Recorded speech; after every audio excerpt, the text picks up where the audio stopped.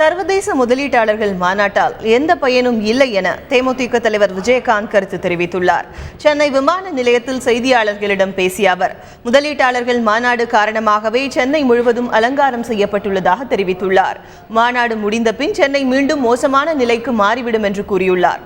மேலும் மின்வெட்டு பிரச்சனையில் தமிழக மக்கள் தவிப்பதாக குற்றம் சாட்டினார்.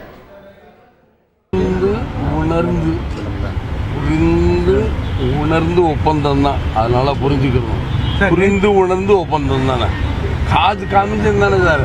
நீங்க இப்போ வெளிநாட்டுக்கு பார்த்துட்டு தானே நீங்க எப்படி சுத்தமா இருக்கிற மாதிரி இருக்கா? சுத்தமா இன்னைக்கு தானே, இன்னைக்கு நாளைக்கு தான் இருக்கும். அது எங்க இருந்து இருக்கு, எங்க இருந்து சுத்தமா இருக்கு? ட்ரேடு சென்டர்ல இருந்து இந்த ஏர்போர்ட் வரைக்கும் தான் சுத்தமா இருக்கும். அதுக்கப்புறம் எங்க இருக்கணும்?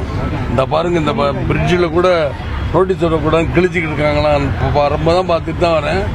இன்னைக்கு நாளைக்கு தான் இருக்கும். அதுக்கப்புறம் எங்க என்னுடைய சிட்டி கொரியா மாதிரி, சவுத் கொரியா மாதிரி சுத்தமாக தண்ணி ஊற்றி அங்கெல்லாம் கழுவாங்க. இங்கே தண்ணி ஊற்றி கழுவுறாங்க. இவ்வளோ சம்பளம் இருக்காங்கல்ல, இவ்வளோ பேத்துக்கு சம்பளம் இங்கிருந்து கொடுக்குறாங்க.